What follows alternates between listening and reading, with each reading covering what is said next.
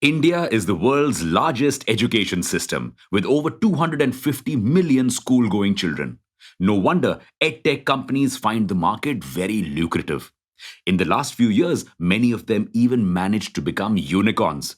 But now, the world's biggest edtech, India's very own Byju's, is signaling that the Indian edtech market could be shrinking. Wondering how? Welcome back to Revolution Read On, a daily podcast where we break down one story from the world of business and finance. Click on the subscribe button to never miss an update from us. Here's your story for today. The world's largest edtech, with a valuation of $22 billion, is now trying to focus on other markets rather than India. There are talks that the company's CEO and founder, Byju Ravindran, is now not going to look over the company's India operations anymore. He will be handing over the reins to the company's COO, Mrinal Mohit. So, what will Ravindran be doing? Expanding operations to other countries, and a major hub for expansion is the Middle East. Byju's has already signed a deal with Qatar's sovereign fund to launch a new EdTech center in Doha.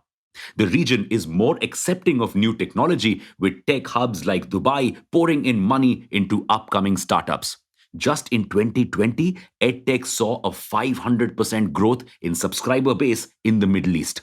Plus, due to the ongoing military conflicts in the region, a lot of students may prefer edtechs to offline education sources. So, Byju's move makes sense. But the startup had already expanded to 21 countries without the CEO handing over the reins of the India operation. What's changed this time? Well, it could be just a normal change in roles. After all, CEOs and founders are always looking for new problems to solve. Or it could be that Byju's feels that the Indian edtech market doesn't have as much meat as they earlier estimated. But is it justified in thinking so? Let's take a look at the current edtech scenario in India. Most edtechs are struggling to cut down costs right now and are on a massive firing spree. Over 1,000 edtech employees have been fired in the last few months because of it. Wondering why the sudden struggle? Because schools and coaching centers are opening up again. And these edtechs like Byju's and Unacademy had never been able to create a stronghold in India until the pandemic struck. That's when these edtechs had their moment. They got massive funding from investors who thought edtech was the future. It was only after the pandemic that the 9-year-old Byju's managed to make a profit, something that other Indian edtech firms are yet to do.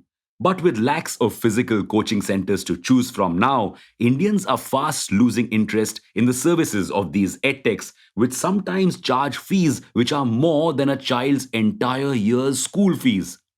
This price point and these companies' tendency to make hard sales, false promises, and then refusing to cancel subscriptions has also been a pain point for many Indian parents. This has alienated them from these services. So, Byju's analysis that the Indian market will not yield much profits or sales is somewhat correct.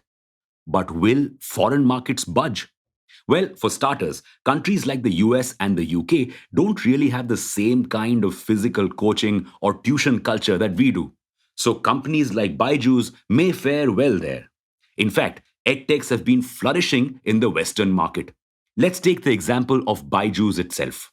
It gained 45 million free subscribers in 5 years in India, whereas in the US, it gained 30 million free subscribers in just a year. But shouldn't companies like Byju's try harder to woo the Indian markets? They simply cannot afford to do that anymore. You see, these companies already have insanely high customer acquisition costs, approximately 131 to $872. That's around 10,000 to 70,000 rupees per student in the KG to 12th category. Not just that, these companies had gone on major acquisition sprees to provide more services and eliminate competition.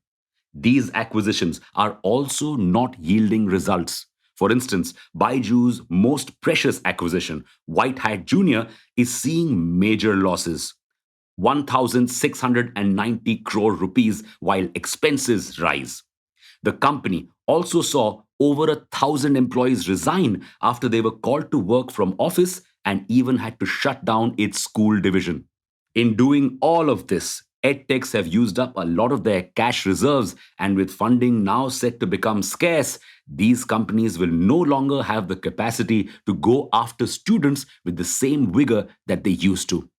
As a last resort, they are now planning on launching physical tuition centers. But there is no certainty that this bet will pay off as well. So, where did these edtechs go wrong?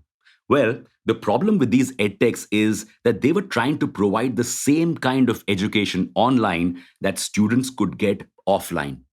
Byju's did try to gamify learning to some extent, but it was simply not valuable enough for parents to cough up the kind of money it was asking for. EdTech will have to look at other ways to add value, to make the online learning experience more fun and interactive. For instance, many foreign based edtechs are using AR and VR to provide children with a more holistic learning experience by taking them on virtual field trips. Some have also created an entire new universe just to make learning mathematics more fun. Another way these edtechs can make a space for themselves is by onboarding reliable and trusted teachers on their platforms. After all, it is the teachers that make a difference on an education platform, whether it's offline or online. So even with Byju's changed stance, all doesn't seem bleak for the Indian edtech space. Many small edtechs are still operating and trying to make a difference in the country. We'll have to wait and watch whether they are successful in their mission or not. And we're also looking forward to seeing if Byju's, Unacademy, and Vedantu's offline education play works out for them. Well, that's your story for today. Thanks for listening in. Make sure to follow this podcast if you aren't already. We'll be back tomorrow.